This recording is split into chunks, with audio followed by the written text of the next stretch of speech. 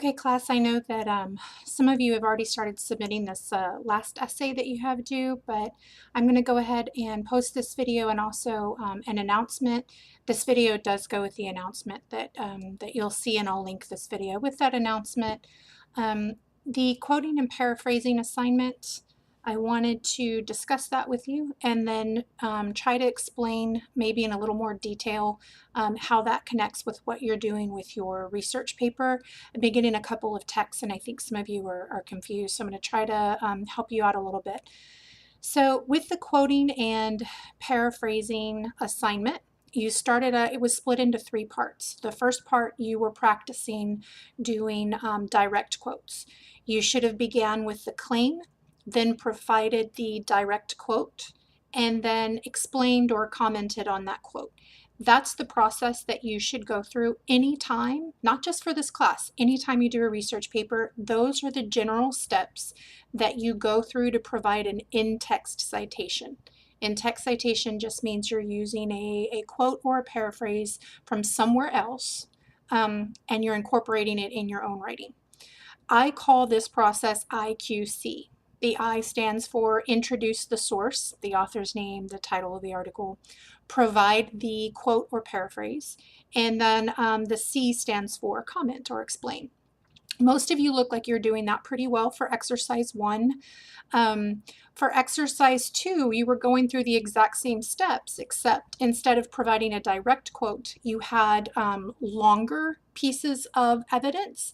And so you were supposed to take those pieces of evidence, read it, take the strongest part out of that and then summarize that in your own words. Some of you were trying to summarize everything that was said in those longer quotes, and that's not how you paraphrase. You pick and choose what information you want to use and summarize that part in your own words.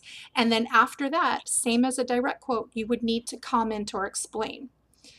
And then with exercise 3, that's where you're doing, that was supposed to get you to practice what you would actually be doing when you write a body paragraph for a research paper.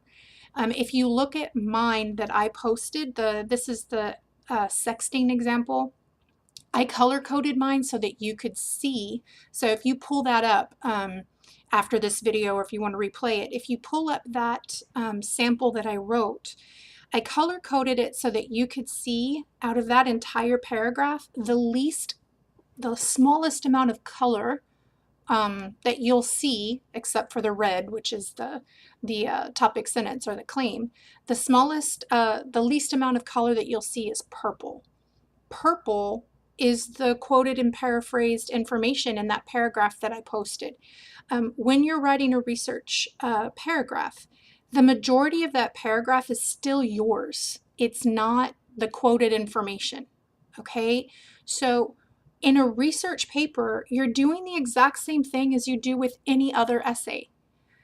When at the very beginning of this semester, one of the first things I posted was the breakdown of a body paragraph, or the parts of an essay, okay?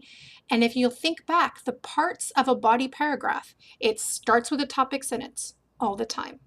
And then there are 2 to 3 major supporting details. And each one of those major supporting details has a minor supporting detail, like an example or something like that. When you write a research paper, you're doing the exact same thing. You're starting off with a topic sentence. It's just that with a research paper, those major supporting details, instead of them being personal experience or something like that, you're using borrowed information. And you're using borrowed information because that's going to make your argument stronger, okay?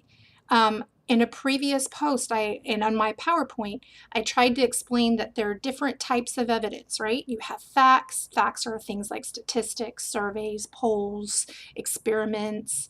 You have opinions of others, which would be testimony or expert testimony, and then you have personal experience. Personal experience is the weakest type of evidence, okay? So when you think about when you're writing a research paper, you're writing an essay just like any other essay you've ever written. It's just you're making it stronger because now you can use facts and testimony from other places instead of just personal experience. This also means, guys, that you're still going to have examples and personal experience. This is not an essay jammed full of a bunch of quoted information. That's just regurgitating other people's ideas.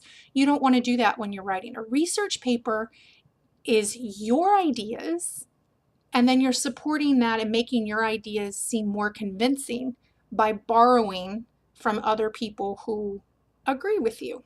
Okay, if that makes sense. I hope it does. So again, going back to what I posted on this announcement, you should always begin with a claim. That means your every body paragraph should begin with a topic sentence. Please do not begin any of these paragraphs with a quote. You would not be doing the IQC process. I can't stress this enough. Support your claim with 2 to 3 major supporting details. Some of those are going to be quotes. Some of those are going to be examples. That means that you should not have any more than 2 to 3 quotes in any body paragraph. I would prefer you limit it to 2. That also means, like, what if you have a cause or effect that you're trying to prove in your essay and you don't find any quotes for that? Does that mean you can't write that paragraph? No, you can still write that paragraph. It just means it's going to be your weakest paragraph because all of your supporting details are going to be personal experience instead of quotes. Okay? If any of you are still confused after this video, please text me or call me so that I can try to explain this a little bit better. When you are using borrowed information, make sure that you go through the IQC process. You have got to say what source you're using. You have to name drop. Either do that by the author's name or do that with the title of the article. If you introduce the source in the sentence, you do not need to put the author's name in parentheses. Okay? Use a signal word. Then follow that with the direct quote or paraphrase. Remember, use direct quotes for shorter pieces of information, paraphrase for anything 4 lines or longer, and then comment or explain the quote. As you prepare for your final paper, remember that if you utilize a title of an article in your essay, make sure that the title of the article is capitalized properly and it is in quotation marks. Be careful not to string quotes together, meaning you end one quote and then you start like a paraphrase or something like that. You always have to comment or explain after every single quote or paraphrase. Think of your topic sentences as claims that you're providing evidence for. You need a works cited page. You have a works cited document guide at the back of your textbook. Use that. You will have to identify what type of article you're using, but you're limited to my research packets, and all of them are going to be from all the articles that I have in your research packets are going to be either online magazines, online newspapers, databases like Gale. If you see Gale, that's one of the databases. EBSCOhost, that's a database. Okay, so if you see that in your article, automatically you know that you need to follow the database example from the back of your textbook. And then I do have a few editorials. Okay, so that kind of gives you a guide of what you need to be looking for in the back of your textbook. Those of you that did not get the textbook, probably going to be regretting it about right now. You can find most of that information if you use the OWL Purdue Writing Center. You can just type in OWL Purdue, OWLPURDUE,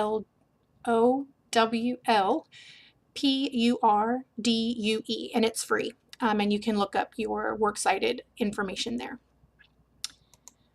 Make sure that you do not use any article other than what's in the research packets. And lastly, make sure that you're writing in third person. I discussed this in the previous announcement video that I posted, but I'm going to remind you again here.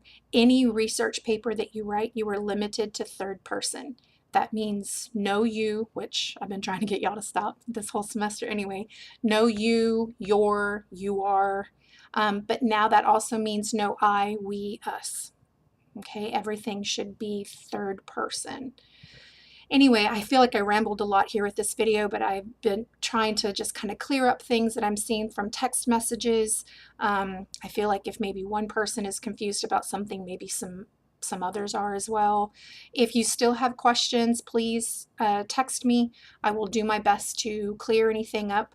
Also, I do get a lot of text messages that are asking me questions that are posted in Blackboard. I can't, guys, in a online class like this, you have to read and read and read and read and read. Okay, so please make sure you're reading everything posted in Blackboard. I take the time to put that there for a reason.